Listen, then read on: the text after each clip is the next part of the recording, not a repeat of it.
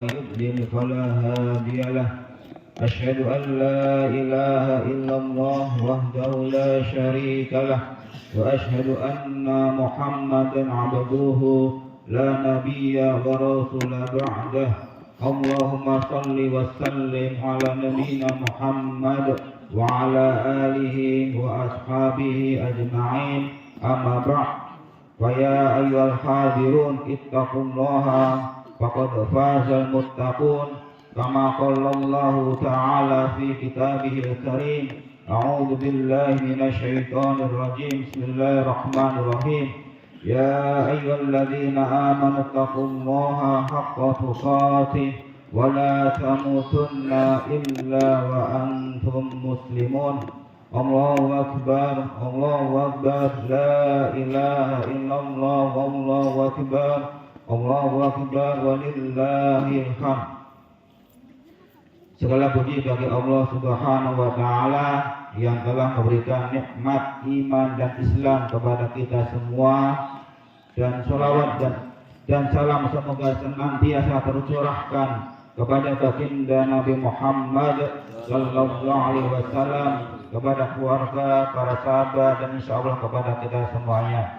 Jamaah sholat Idul Adha yang dirahmati Allah Subhanahu wa Ta'ala, pada kesempatan hari ini kita bersyukur kepada Allah Subhanahu wa Ta'ala bisa berjumpa, bisa melaksanakan ibadah sholat Idul Adha, yang mana hari raya Idul Adha adalah sekolah madrasah terutama terkait dengan iman, pengorbanan, kesabaran, dan ketundukan kepada Allah Subhanahu wa Ta'ala. Dalam surat Al-Kautsar, inna a'tainakal kautsar fasalli lirabbika wanhar inna syani'aka wal abtar, yang mana di dalam tafsir Ibnu Katsir dijelaskan bahwa inna a'tainakal kautsar, beliau mengutip penjelasan Ibnu Abbas yang mana kama a'tainal khairal katsira fid dunya wal akhirah, sebagaimana yang telah kami berikan kepada kalian nikmat kebaikan yang banyak di dunia dan di akhirat, dan termasuk di dalamnya Al-Kautsar adalah diambil dari nama sungai yang ada di surga. Sehingga ketika seseorang mempunyai atau menyadari nikmat yang banyak kepada Allah Subhanahu wa Ta'ala, maka di hari raya Idul Adha, ketika seseorang mempunyai kecukupan rezeki, maka akan berusaha untuk melakukan ibadah kurban sebagaimana yang ada di sekitar kita. Dan telah dijelaskan bahwa syarat hewan yang untuk berkorban, yang itu bisa jadi kita tidak semua di antara kita itu mengetahui. Yang mana ketika kita mengetahui bahwasanya misalnya syarat hewan korban kambing itu umurnya ini 1 tahun, kemudian sapi 2 tahun, unta 5 tahun, atau bahkan domba hanya cukup 6 bulan saja, itu sudah sah untuk ibadah kurban. Sehingga bagi para jamaah yang sekarang belum bisa atau mempunyai rezeki untuk melakukan hewan kurban, itu diniatkan bagaimana tahun depan ketika kita berjumpa dengan hari raya Idul Adha, kita niatkan untuk berkorban, yang mana dengan syarat minimal tersebut itu tidak memerlukan mati yang banyak, sehingga itu bisa menjadi wasilah kita kepada Allah Subhanahu wa Ta'ala. Yang kemudian di hari raya Idul Adha ini kita belajar dari kehidupan Nabi Ibrahim alaihissalam. Qad kanat lakum uswatun hasanatun fi Ibrahim alladzi ma'ah, sungguh benar-benar telah ada suri tauladan yang baik bagimu pada diri Ibrahim dan orang-orang yang ada bersamanya. Jamaah sholat Idul Adha yang dirahmati Allah Subhanahu wa Ta'ala, yang pertama yang bisa kita ambil dari sisi kehidupan Nabi Ibrahim alaihissalam adalah sebagai seorang ayah sekaligus anak, yang beliau berusaha membangun keluarganya dengan tauhid kepada Allah Subhanahu wa Ta'ala, sebagaimana doa yang sudah sering kita panjatkan, Rabbi ij'alni muqimas sholati wa min dzurriyyati rabbana wa taqabbal du'a. Ya Tuhanku, jadikanlah aku dan sebagian anak cucuku orang-orang yang tetap melaksanakan sholat. Dari ayat surat Ibrahim ini, ayat 40, kita diajarkan mencontoh sisi tauladan Nabi Ibrahim alaihissalam, yang dimana beliau sangat menekankan anak keturunannya untuk menegakkan sholat, untuk melaksanakan sholat. Beliau tidak menghiraukan apakah Allah Subhanahu wa Ta'ala memberikan kecukupan rezeki ataupun tidak kepadanya, tetapi yang beliau tekankan adalah bagaimana anak keturunannya dengan segala kondisi kehidupannya itu berusaha melaksanakan sholat kepada Allah Subhanahu wa Ta'ala, yang mana kalau kita bandingkan pada saat ini, ketika bisa jadi banyak orang tua yang orang-orang tersebut berusaha bekerja dengan sebaik-baiknya, berusaha memberikan nafkah sebaik-baiknya, tetapi pada di sisi lainnya kurang memperhatikan apakah anaknya ataupun keluarganya sudah sholat dengan benar, sudah sholat dengan khusyuk, sudah sholat dengan tertib. Terkadang di antara kita masih belum memperhatikan hal-hal yang demikian. Nah, dari seorang ayah yang sangat memperhatikan bagaimana anaknya untuk menegakkan sholat, maka lahirlah dari dirinya anak yang juga nabi, anak yang juga soleh, yang dimana anak soleh tersebut adalah impian dari setiap orang tua, yang mana ada suatu hadis, idza mata al insanu in qata'a anhu amalu illa min salasatin, dan ketika seorang manusia itu mati maka terputuslah amalnya kecuali 3 perkara, yang salah satunya adalah wawaladin sholihin yad'ulah, anak yang soleh yang selalu mendoakan orang tuanya, yang dimana penjelasan hadis tersebut adalah waqayyidal walad bisoleh, adalah ketika orang tua berusaha mengikat, mengajari, mendorong anaknya untuk mendoakan. Artinya apa Bapak Ibu semuanya? Ada usaha, ada doa, ada ikhtiar dari orang tuanya bagaimana anaknya bisa menjadi anak yang soleh, tidak hanya menyerahkan kepada sekolahan, karena terkadang di antara manusia pada zaman ini menempatkan sekolah itu seperti bengkel, menempatkan sekolah itu seperti salon, datang dengan biasa, pulang diharapkan menjadi anak yang baik, pulang diharapkan anak yang pintar, pulang diharapkan menjadi anak yang soleh.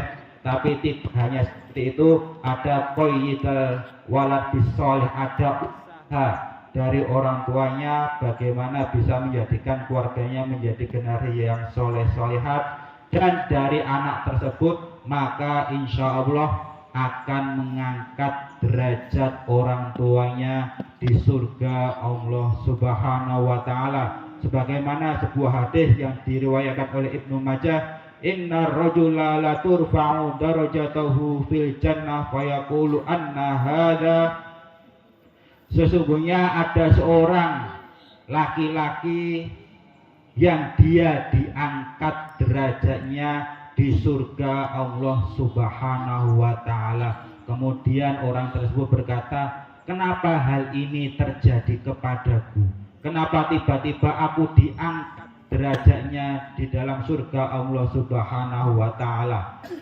Kemudian dikatakan kepada mereka, bi istighfari waladika laka, yaitu karena ada anak-anak yang terus mendoakan kebaikan, mendoakan ampunan kepadamu, sehingga dari doa tersebut akan menjadikan orang tuanya itu diangkat derajatnya di surga Allah Subhanahu wa Ta'ala. Yang selanjutnya adalah Nabi Ibrahim sebagai seorang anak yang mana ayahnya Azar adalah seorang yang menyembah berhala, seorang yang musyrik, yang dimana ketika itu dikatakan, diabadikan di dalam Al-Quran, ya abati inni akhafu ayyamassaka adzabun minar rahmani fatakuna lisyaitani waliya.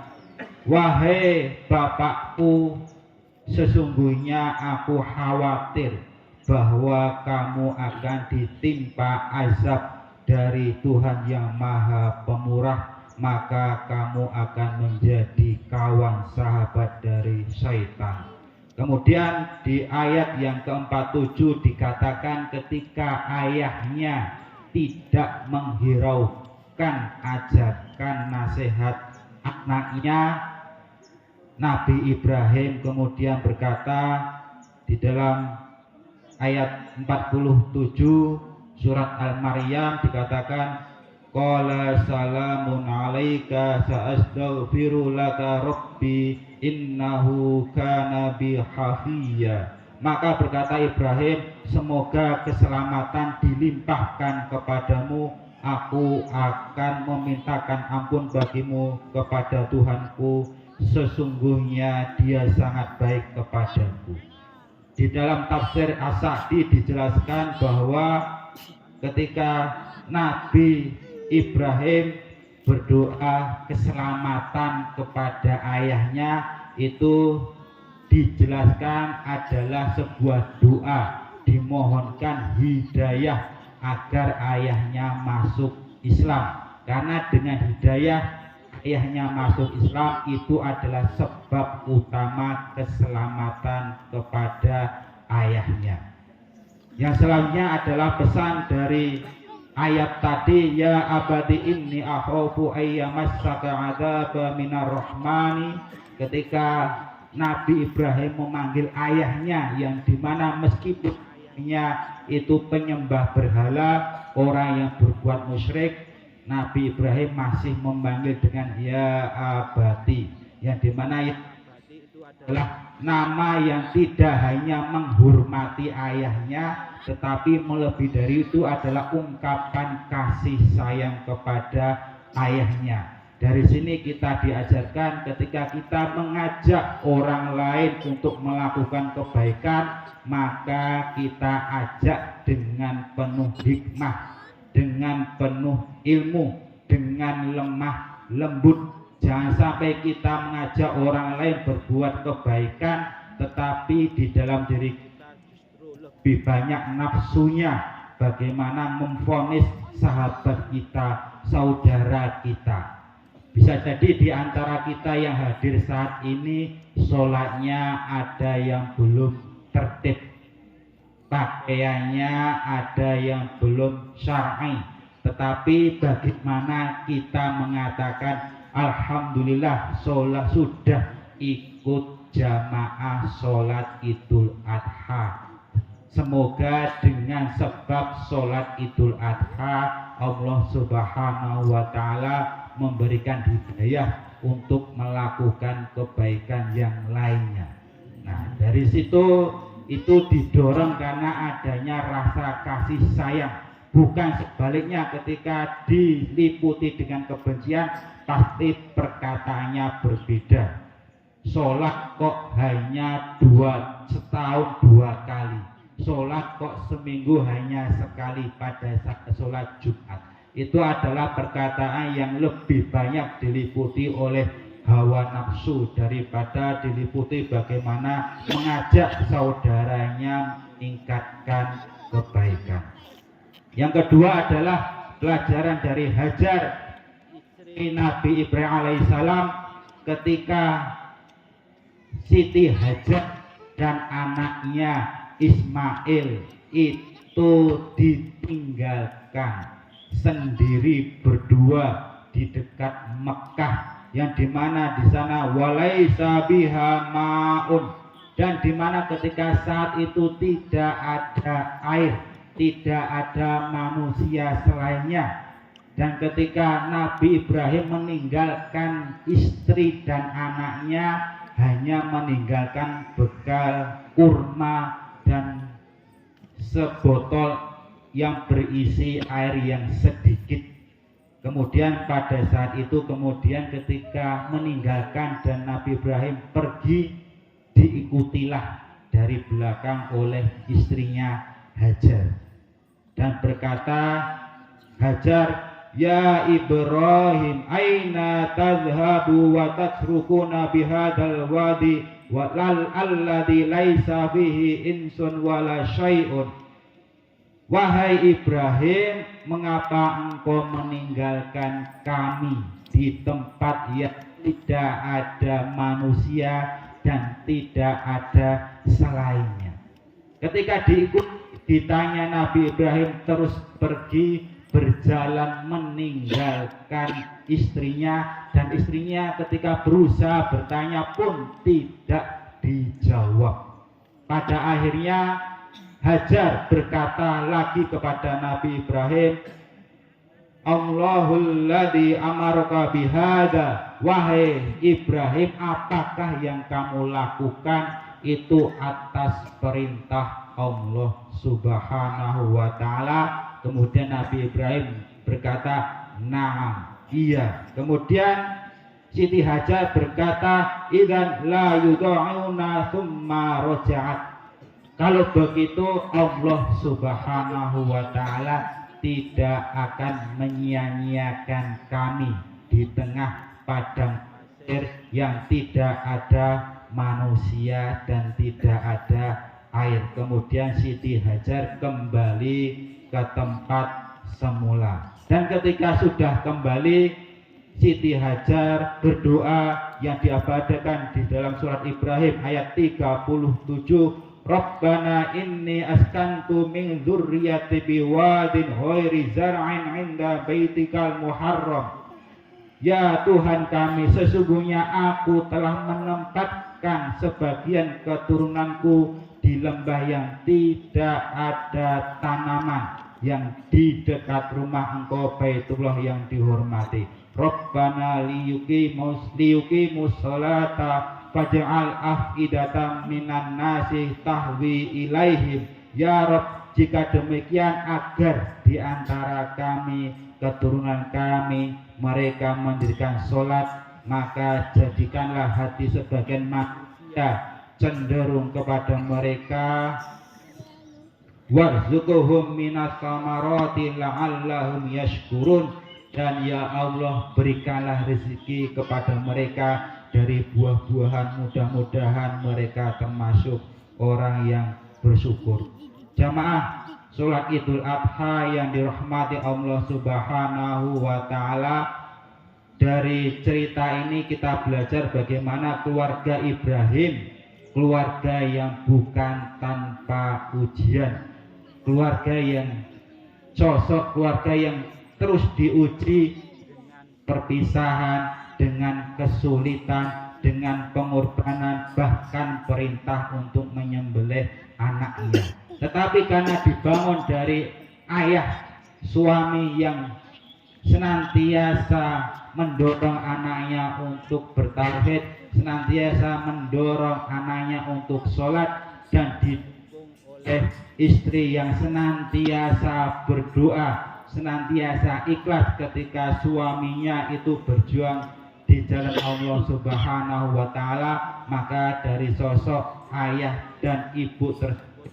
lahirlah anak-anak yang juga menjadi nabi, anak-anak yang soleh yang selalu mendoakan kedua orang tuanya. Marilah jamaah sidang sholat Idul Adha yang dirahmati Allah Subhanahu wa Ta'ala, pada momentum hari ini kita jadikan untuk bermuhasabah, untuk memperbaiki hubungan keluarga kita, persaudaraan kita, baik dalam iman maupun di dalam kehidupan sehari-hari. Dan marilah pada akhirnya kita berdoa kepada Allah Subhanahu wa Ta'ala, semoga Allah Subhanahu wa Ta'ala memasukkan kita ke dalam golongan hamba-hambanya yang selalu mendapatkan rahmat dan ampunan.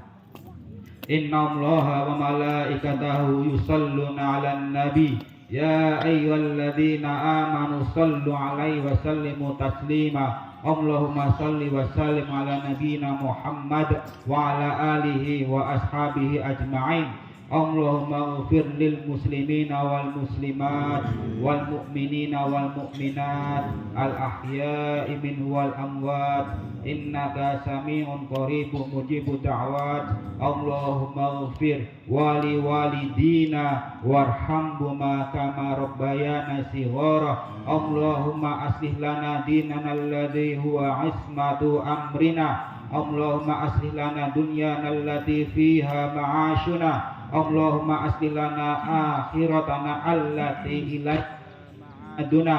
Allahumma ja'al hayatan ziyadah lana fi kulli khairin waj'al mauta rahatan lana min kulli syarr. Ya Allah, kami mohon kepada Engkau kebaikan pada urusan agama kami, karena itu adalah penjaga semua urusan kami.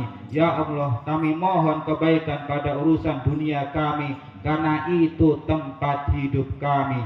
Kami mohon kebaikan pada urusan akhirat kami, ya Allah, karena itu adalah tempat kembali kami.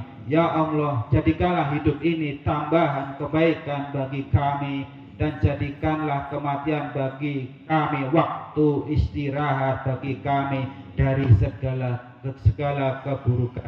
Allahumma ja'al buyutana buyutan salihatan mutmainnatan waj'al abna'ana wa banatina min ahli ta'ati was salahi.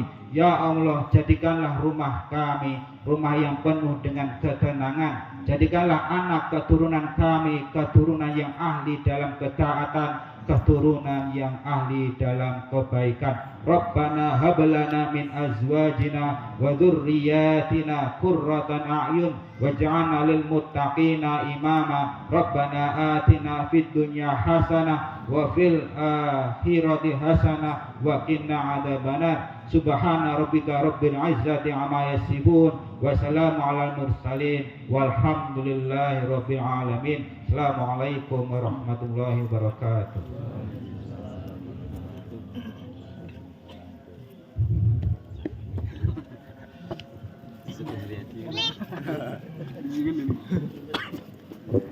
Kami